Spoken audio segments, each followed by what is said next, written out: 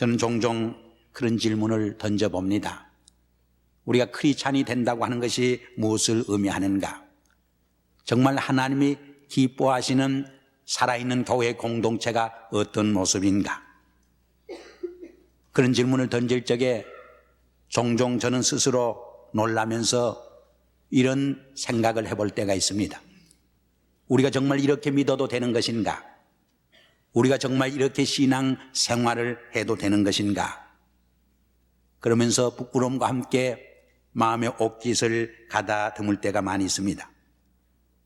우리가 참으로 사회 속에서 존경받고 신뢰받으며 우리 민족의 역사의 방향을 바꿔놓을 수 있는 교회가 되고 크리스찬이 되려고 하면은 행동하는 크리스찬, doing 크리스찬, 신앙의 생활과 생활신앙을 통해서 정말 새로운 가치관과 새로운 삶을 창출해낼 수 있는 역동적인 신앙의 사람들이 되어야 하는 것입니다. 한국교회가 크게 붕성장했다고 자랑을 합니다. 그러나 한국 사회에 1200만 크리스찬이 있다고 하면서 아직도 구태의연하고 부정부패가 만연하며 우리 교포사회에 3000여 교회가 있다고 하면서 아직도 정직한 교포사회, 진실된 교포사회를 이룰 수 없다고 하는 것은 우리 교회가 사회 속에서 역사적 사명을 바로 감당하지 못하는 것을 의미합니다. 이 사회 속에서 정말 빛과 소금의 책임을 바로 감당하지 못하는 것을 의미하는 것입니다. 지난해 한국의 문민정부가 개혁의 바람을 거세게 불러일으켰습니다. 그래서 많은 부정부패를 하고 또 축제했던 고급 공무원들이 자리를 떠났습니다. 그런데 부끄러운 것은 그 중에 많은 분들이 교회의 중직자들이었습니다. 교회의 장로요, 권사요, 집사였습니다. 이것은 우리에게 얼마나 생각해야 하는 어떤 의미에서 충격을 주는 이야기인지 알 수 없습니다. 저는 우리 한국 사회에 정말 개혁의 바람이 결실을 맺기 위해서는 부정부패를 척결하는 것으로 성공치 못한다고 봅니다. 더 근원적인 국민의식 개조가 일어날 적에, 정말 국민의식의 개혁이 일어날 적에 그것이 가능하다고 봅니다. 그것은 바로 우리 크리스찬들이 앞장서서 정말 신앙의 생활화를 통해서 생활하는 신앙을 보여줄 수 있을 적에 그것이 가능하다고 보여집니다. 기독교가 적어도 한국 사회에서 역사적 사명을 바로 감당하기 위해서는 이란 오는 민족이 직면하고 우리 사회가 직면한 가장 큰 과제에 대해서 과감하게 새로운 가치관을 창출해낼 수 있고 정말 새로운 삶의 방향을 보여줄 수 있을 적에 가능하다고 말하지 않을 수 없습니다. 물론 우리 기독교는 율법 종교는 아닙니다. 복음의 종교입니다. 은혜의 종교입니다. 그러나 이 복음과 은혜 속에서 체험한 하나님의 사랑과 은총을 정말 기쁨과 감격을 안고 실현하기 위해서 하나님의 공의와 사랑을 실현해가는 삶으로 이어질 적에 정말 한국교회는, 한국 크리스찬은 우리 민족의 역사 한가운데서 정말 새로운 삶의 방향을 지시해주는 살아있는 믿음의 공동체가 되어질 것입니다. 그래서 오늘 본문에서도 야고보 선생은 내 형제들아 사람이 믿음이 있노라 하고 행함이 없으면 무슨 이익이 있으리요? 그 믿음이 자기 일을 능히 구하겠느냐? 여기 형제자매가 헐벗고 굶주리고 있는데 평안히 가라, 배부르게 하라, 더 없게 하라 하면은 그것이 무슨 이익이 있겠는가? 그런 행함이 없는 믿음이 어떻게 우리를 구원하겠는가? 행함 없는 믿음은 영혼 없는 몸이 죽은과 같이 죽은 것이라고 선언하는 것을 우리는 볼 수 있습니다. 무슨 말입니까? 행동하는 크리스찬 신앙의 생활화, 생활신앙만이 정말 사망에서 생명으로 옮겨놓는 한 사회와 역사를 구원해낼 수 있는 그런 책임적인 공동체가 될 수 있음을 우리에게 말해주는 이야기입니다. 물론 우리 한국교회에 좋은 점, 장점이 참 많이 있습니다. 몇 가지 예를 들면은 첫째로 열심히 잘 모이는 교회입니다. 우리 교회도 주일날만 되면은 4,500~600명이 아이들까지 합해서 구름대처럼 모여드는 것을 보면은 얼마나 감사한지 알 수 없습니다. 두 번째로 우리 한국교회는 열심히 기도하는 교회입니다. 한국교회처럼 새벽에 수천 명, 수만 명 모이는 교회가 세계에 없습니다. 아마 기독교 역사에 그런 일이 없었던 것 같습니다. 세 번째로 한국교회는 헌금도 열심히 합니다. 11조도 잘하는 교회의 하나입니다.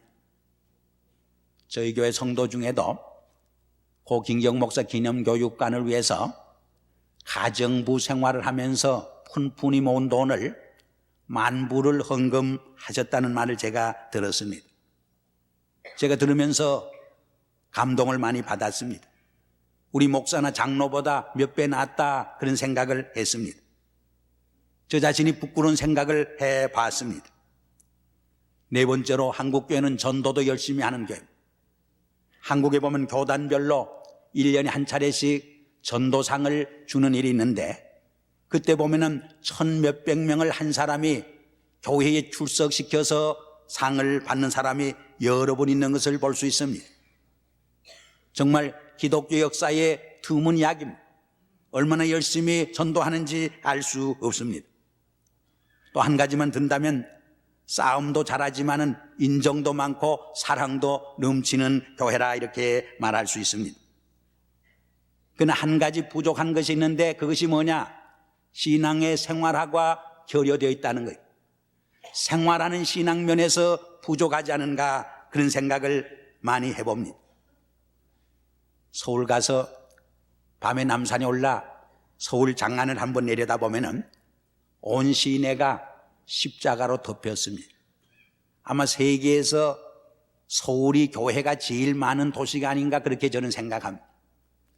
얼마나 교회가 많은지 아파트 1층에도 하나 있고 2층에도 하나 있고 3층에도 하나 있고 4층에도 하나 있어요. 그래서 주일날 교인들이 찾아와서 잘못 들어가면 남의 교회로 쑥 들어간다고. 하긴 같은 하나님의 교회니까 아무 데나 들어가도 마찬가지지만 한국에 보면은 주일날 수천 명이 모이는 교회, 수만 명 모이는 교회, 심지어는 수십만 명 모이는 교회가 있고 동양 최대 교회다, 세계 최대 교회다 하는 것을 자랑하는 것을 봅니다. 주일날 예배 장면이 엄숙합니다. 장엄합니다. 성가대의 찬양이 정말 훌륭합니다. 기도도 우랑찹니다. 예배 1시간의 그 장면이 얼마나 경건한지 모릅니다. 그러나 예배를 딱 마치고 문 밖으로 나갈 적에 그 1시간 경건한 예배당 안에 그 신령한 예배가 우리의 길가의 생활로 이어지지 못하는 아쉬움을 볼 때가 많이 있습니다. 택시를 타고 버스를 타고 길을 건널 때는 질서가 여지없이 파괴되는 것을 봅니다. 한마디로 엉망진창입니다. 1시간 예배의 그 아름다운 경건함이 우리의 가정생활로, 우리의 직장생활로, 우리의 사회생활로 이어지지 못하는 아쉬움을 보게 된다고 하는 말입니다. 한마디로 말해서 우리 한국교회의 약점이 뭐냐? 한국 크리스찬들의 약점이 뭔가? 신앙과 생활이 조화와 일치를 이루지 못하는 안타까움과 아쉬움이 있다고 하는 것을 지적하지 않을 수 없는 것입니다. 여러분, 거리가 무엇을 말합니까? 지도자와 피지도자, 스승과 제자, 노인들과 젊은이, 부자와 가난한 사람, 지식 있는 사람과 없는 사람이 함께 살아가는 우리의 소사이어티, 우리의 커뮤니티를 의미합니다. 우리 그리스도인의 삶은 예배당 안에서만 하나님께 영광을 돌리는 삶으로 멈춰서는 안 됩니다. 우리의 거리의 생활에서 정말 하나님을 증거하고 하나님의 영광을 선포하고 하나님의 영광을 드러낼 수 있는 삶으로 이어질 적에 그것이 산 제사가 되어지는 것입니다. 마가복음 9장에 보면 예수님께서 세 제자를 데리고 비오나산에 오르십니다. 갑자기 예수님의 모습이 변형되더니 모세와 엘리야가 나타나서 무엇인가 인류 구원에 대한 중대한 이야기를 나누게 됩니다. 베드로는 너무나 그 황홀감에 도취되어서 예수님께 청원을 합니다. 주님, 여기 장막셋을 지어서 하나는 주님을 위해서, 하나는 모세를 위해서, 하나는 엘리야를 위해서 하사이다. 그때 예수님께서 그 청혼을 받아들이지 않았어요. 그리고 산 아래 마을로 내려가서 병든 사람을 치유해주고 가난하고 헐벗은 사람을 먹여주고 도와주고 섬기고 봉사했던 것을 우리에게 보여줍니다. 우리 크리스찬의 삶 속에는 비오나 산으로 오르는 신령한 삶이 있어야 합니다. 그러나 산 아래로 내려가는 섬김의 생활이 뒤따라야 합니다. 비오나 산으로 오르는 삶만 있을 적에 신비주의자가 됩니다. 그러나 마을 아래로 내려가는 삶만 있을 적에 세속주의자가 됩니다. 산으로 오르는 신령한 삶과 마을 아래로 내려가는 삶이 잘 조화와 균형을 이룰 적에 건전한 균형 잡힌 크리스찬의 삶을 유지하고 계속해 갈 수 있음을 우리는 깨닫게 되는 것입니다. 또 우리 크리스찬은 이러한 고민과 번뇌와 몸부림과 씨름이 있어야 합니다. 그런데 많은 우리 한국 크리스찬들 보면은 신앙은 신앙이요 비즈니스는 비즈니스라고 생각합니다. 신앙은 신앙이요 생활은 생활이라고 생각을 합니다. 여기에서 신앙과 생활의 조화와 일치가 깨어지고 정말 신앙과 생활이 이율 배반적인 위선적인 형식적인 삶으로 전락하는 아쉬움을 보게 되는 것입니다. 그렇다고 우리 크리스찬의 삶이 율법의 노예가 되고 종이 되라는 말 아닙니다. 기독교 신앙은 윤리적 도덕적 종교 이상입니다. 그러나 적어도 하나님의 복음 안에서 체험한 하나님의 그 구원의 은총에 감격해서 하나님의 공의와 사랑을 실현해가는 무엇으로 이어질 적에 정말 우리의 신앙은 생동하는 역동적인 신앙으로 나타나게 되는 것을 우리는 기억을 해야 하는 것입니다. 그때 정말 우리 한국 민족 속에서 우리가 존경받고 신뢰받는 교회 공동체가 되고 우리 교포사회에서 정말 존경과 신뢰를 받는 빛과 소금의 책임과 사명을 다하는 하나의 시대적 예언자적 사명을 감당하는 교회 공동체가 되어질 것입니다. 그 점에서 오늘은 우리 교회 크리스찬들이 신앙의 생활화를 위해서 오늘 우리 교포사회 속에서 우리 민족의 역사의 현장에서 어떻게 우리가 살아가야 할 것인가, 어떤 역할을 감당해야 할 것인가, 이런 문제를 같이 조명해 보려고 합니다. 우리가 설교가 너무 추상적인 경우가 많은데 오늘은 대단히 구체적인 실제적인 말씀을 좀 드려보려고 합니다. 우리 한국 민족에게 장점이 많이 있어요. 좋은 점이 많이 있어요. 그러나 부족한 점, 부정적인 면이 또 없지 않아 있습니다. 그러한 우리 국민 의식의 부정적인 면에서 과감하게 우리 크리스찬들이 교회가 정말 국민 의식을 개혁할 수 있는 사명과 역할을 감당해야 한다는 말입니다. 그 하나가 뭐냐? 조급증이에요. 우리 한국 사람들은 좀 조급합니다. 그러다 보니까 줄을 쓸 수가 없어요. 서양 사람들은 줄을 잘 섭니다. 하기는 서양 사람들은 줄을 서서 뒤에서도 자기 차례가 오니까 섭니다. 그러나 우리는 문화적 사회적 배경이 그렇지를 못했어요. 줄을 서 있으면 표가 자기에게 돌아오지 않습니다. 배급살이 자기에게 돌아오지 않습니다. 구호물자가 자기 차례에 오지 않습니다.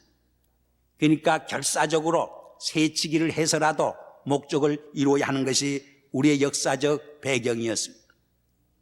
그러므로 줄을 잘 서지 못하는 그 면을 이해할 만도 합니다. 그러나 그것이 국민성이 된다면 얼마나 불행한 일인지 알 수 없습니다. 물론 이스라엘 백성들에게도 조급증이 없지 않아 있었습니다.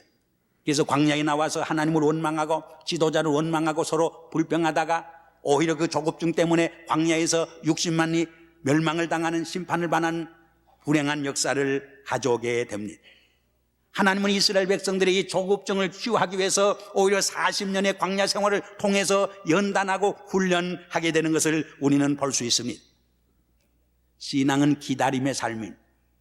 구약시대는 오실 메시아를 기다리며 살았고 신약시대는 다시 오실 재림의 그리스도를 기다리며 살아가는 것이 신앙의 삶인 것입니다. 두 번째로는 정직성과 진실성이 결여되어 있습니다. 지난 수요일 날 김인수 목사님이 이 문제에 관해서 잘 말씀을 해 주었습니다. 이 정직성과 진실성이 결여될 적에 여기에서 거짓말이 생깁니다. 여기에서 사기, 협잡, 횡령, 도적질이 시작됩니다. 온갖 부정부패가 여기서 출발되어집니다. 허례의식이 여기서 시작됩니다. 불신 사회가 조성됩니다. 적당주의와 한탕주의가 횡행하게 되는 것입니다. 그래서 성경에 보면은 거짓말을 아주 엄하게 다룹니다. 예를 들면은 엘리사의 하인 게하서가 나만에게 돈 몇 푼 받았다고 문둥병이 됩니다. 돈 몇 푼 받았기 때문에 문둥병이 된 것이 아닙니다. 그 후손이 영원히 문둥병자가 된 것이 아닙니다. 거짓말을 했기 때문입니다. 사도행전 5장에 보면 아나니아 삽비라가 죽습니다. 그 혼이 떠납니다. 그것은 재산을 팔아서 하나님 앞에 바치지 않았기 때문이 아닙니다. 반은 감춰두고 하나님을 속이고 성령을 속였기 때문에 그런 심판을 받았던 것을 우리는 기억합니다. 계시록 21장 제일 마지막 절에 보면은 하나님 나라 천국의 영화스러운 모습을 그려놓은 다음에 거짓말 한 자는 이리로 들어오지 못하리라 했어요. 속된 것과 가증한 것과 거짓말을 한 자는 이 천국에 들어올 수 없나니 오직 어린 양 생명책에 기록된 자만이 들어올 수 있다, 그렇게 말씀하는 것을 우리는 볼 수 있습니다. 세 번째로는 시간 관념입니다. 어떤 이가 그런 말을 했어요. 그 나라와 그 사회의 문화의 정도를 측정하려면 세 가지를 보면 알 수 있다 그랬어요. 첫째는 그 국민의 진실성, 두 번째로는 그 사회의 거리의 청결함, 깨끗함, 세 번째로는 그 국민들의 시간 관념을 보면 알 수 있다 그래서 조금 많이 나아졌습니다만은 아직도 우리 한국 사람들에게 시간 관념이 부족합니다. 그래서 코리안 타임이라는 말이 나온 것은 얼마나 부끄러운 이야기입니다. 네 번째로는 용두삼위격이란, 우리 한국 정부나 한국 사람들이 시작할 때는 소리가 큽니다. 거창하게 시작하는데 끝은 희지부지하게 끝난다는, 한국 문민정부가 시작한 개혁도 용두삼위격이 되지 않나 염려하는 분들이 많이 있습니다. 우리 인생은 시작을 잘하는 것도 중요하지만 끝을 잘 맺는 것이 더 중요합니다. 우리 인생에게 있어서 출생도 중요하지만 마지막 죽음을 잘 마치는 것이 더 위대한 것입니다. 우리는 금년 생동하는 구역 생산한 교회라고 하는 표어로 총구역 활성화를 출범했는데 이것도 용두삼위가 되지 않기를 바랍니다. 작심삼이라는 말처럼 우리가 새해를 시작할 적에 이 해만은 좀 가볍게 뜻있게 보람있게 살리라 결심하지만은 용두삼위격이 되므로 결실을 맺지 못할 때가 얼마나 많이 있습니까? 다섯째로는 공과 사를 잘 구별을 못한다고요. 왜 부정공무원이 되느냐? 공과 사를 잘 구별하지 못하고 공적인 것도 제복에 때 넣으니까 문제가 되죠. 또 공과 사를 구별하지 못할 바에는 자기 집에서 하는 것처럼 공적인 데서도 잘하면은 사실은 문제가 없는데 자기 집에서는 얼마나 열심히 합니까? 얼마나 아낍니까? 얼마나 진실되게 합니까? 그러나 우리 한국 사람들이 공적인 것, 공동적인 것에 대해서는 무관심합니다. 아무렇게나 쓰고 아무렇게나 해도 된다고 생각을 합니다. 여기에 문제가 있는 것을 봅니다. 또 뇌물과 선물을 잘 구별을 못한다고요. 하기는 물자가 다 같이 붙었으니까 잘 구별하기가 어렵죠. 이 선물도 자꾸 받다 보면은 뇌물도 선물로 착각을 하기 쉽다는 거예요. 그러므로 너무 선물에 대해 관심을 가져서도 안 되는 것입니다. 오늘 우리 국민성에 시정해야 할, 개혁해야 할, 의식개조를 해야 할 면이 공과 사를 바로 구별하고 뇌물과 선물을 바로 구별할 줄 아는 삶입니다. 여섯째로는 주인의식이 부족하다 그런 말이에요. 그 말은 책임감이 부족하다는 뜻이에요. 이 주인의식이 부족할 적에 어떤 현상이 일어나느냐? 사회 참여가 결여되고 그 사회 봉사, 서비스 정신이 부족하게 되고 공중도덕이 결여됩니다. 우리 한국 분들이 한 사람 한 사람은 똑똑한데 이 공중도덕, 공중예의가 부족하다는 말을 종종 듣습니다. 그래서 거리나 변소나 공중목욕탕이나 혹은 공원에 가서 휴지나 쓰레기를 아무렇게나 버리는 경우가 종종 있습니다. 제가 카나다에 있을 적에 어떤 한인단체가 공공시설을 빌려 썼는데 너무 지저분하게 너지러나서 다시는 한인단체 주지 않겠다는 말을 했다는 말을 듣고 얼마나 가슴 아팠는지 알 수 없습니다. 우리가 이 땅에서 살아갈 적에 좀 더 주인의식을 가지고 밝은 사회를 건설하고 범죄와 폭력이 없는 하나님의 공의와 사랑이 실현되는 사회를 건설하기 위해서 좀 더 주인의식을 가지고 참여해야 할 줄 압니다. 이 나 하나쯤이 문제가 돼. 나 하나쯤이 전체를 이루는 것인데 나 하나쯤이 결국 전체 공동체를 파괴시킬 때가 얼마나 많이 있습니까? 좀 미안한 이야기입니다만 지난주 재직 수련을 했는데 우리 재직들이 참여의식, 주인의식이 너무 결여되어 있어요. 1600~1700명 재직 중에 그저 400명 정도밖에 모여서 되겠습니까? 그래가지고도 우리 교회가 큰 교회다 그런 생각을 해서 되겠습니까? 정말 우리 새해는 좀 더 주인의식을 가지고 참여의식을 가지고 공동체를 통해서 하나님께 영광을 돌려야 할 줄 압니다. 단결심이 그 다음에 부족하다고 그래요. 하나는 똑똑한데 셋이 모이면 늘 분쟁이 생긴다고 그래요. 본인 앞에서는 말 못하고 뒤에서 말하는 버릇이 있다고 그래요. 감정 표현이 너무 직설적이고 노골적이라고 합니다. 또 아는 사람에겐 친절한데 모르는 사람에겐 대단히 불친절하다. 제가 일본 가서 참 감동을 받은 것은 그렇게 친절해요. 그분들이 속은 어떻든 간에 겉으로는 얼마나 친절한지. 근데 우리 한국 사람들은 속에는 정이 많은데 겉으로는 참 퉁명스러워 무뚝뚝해요. 우리 교회는 아닙니다만은 제가 가끔 전화 이렇게 하면은 그렇게 퉁명스럽게 전화를 받아요. 그래서 제가 박아무개 목사라 그러면 얼른 목소리가 바뀌어지면서 아 그렇습니까 하고 달라져요.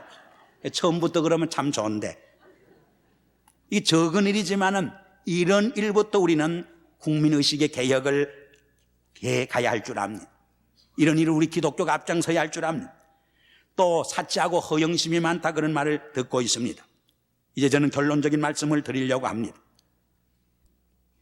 오늘 우리 국민에 좋은 점 많이 있습니다. 기독교가 들어옴으로 게으르던 우리 국민이 부지런한 국민으로 바뀌었습니다. 그러나 지금 말한 몇 가지 문제에 있어서 정말 국민의 의식 개조를 우리 기독교 신앙을 통해서 생활함으로 행동하는 크리스찬의 삶을 통해서 역동적인 신앙을 통해서 이룰 수 있을 적에 정말 우리 기독교는 우리 민족사회에서 존경과 신뢰를 받게 될 것입니다. 정말 사회의 빛과 소금의 역할을 바로 감당할 것입니다.